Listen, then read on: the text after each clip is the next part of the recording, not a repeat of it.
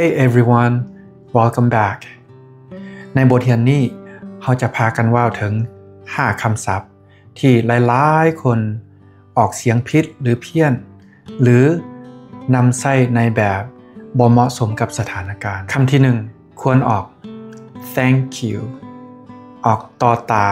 แล้วก็กัดปลายลิ้นแล้วก็ตื่มลมตาม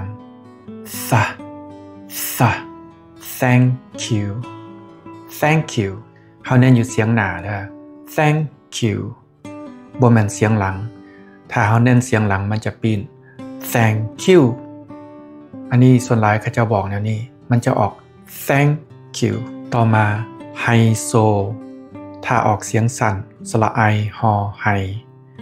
แปลว่าผิดแล้วฉะนั้นควรออกเสียงยาวตัวฮอสระอายอ high society high society อันเดียวกัน high society แปลว่าสังคมระดับสั้นสูงวันนี้มาว่าถึงการใช้คำว่า high society ในภาษาลาวภาษาไทยเฮา high so เนาะจะใช้ได้ในหลายสถานการณ์รวมกันเลยถ้าว่าถึงคนที่ทางที่มีหรือมีอำนาจกับ high so คันว่าถึงผู้ชายหรือผู้หญิงที่เฮาเอื้อมบ่ถึงบ่มีสิทธิ์เข้าไปใกล้ก็แม่น high so คือกันแต่ว่าภาษาอังกฤษจะแตกแยกความหมายยกตัวอย่างถ้าว่าถึงคนอยู่ระดับชั้นสูงที่เป็นผู้ดีเขาว่าได้ว่าเป็น high society หรือ upper class ถ้าว่าถึงคนที่เขาเอื้อมบ่ถึงเขาจะใช้คำอื่นที่บ่แม่น high so มาเขาจะว่าได้ว่า she is too good for me หรือ she is out of my league หรือ she is beyond my reach อันนี้ถ้าว่าเขาเอื้อมบ่ถึงเขาเจ้าอยู่ไกลหลายจากเขานี่เขาเติมคำว่า way ก็ได้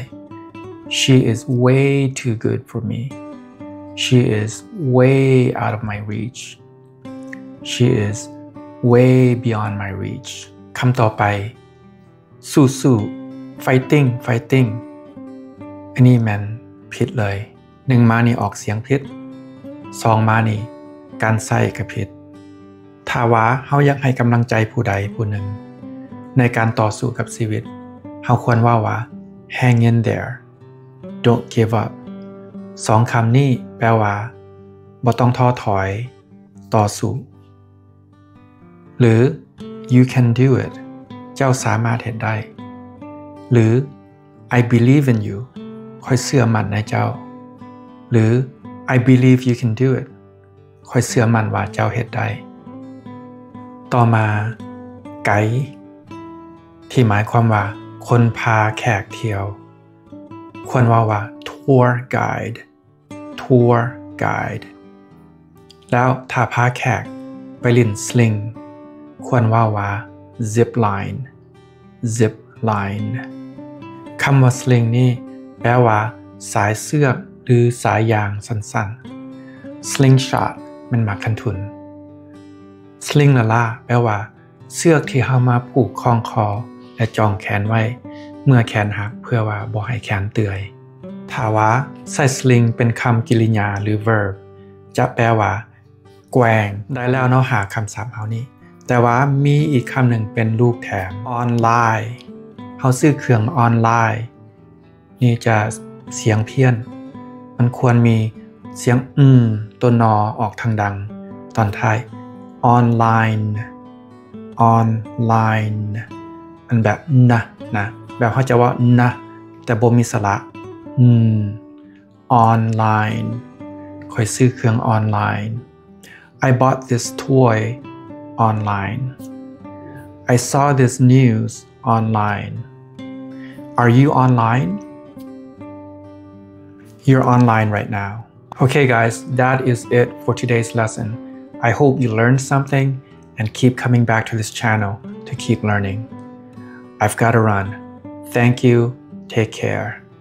สบายดี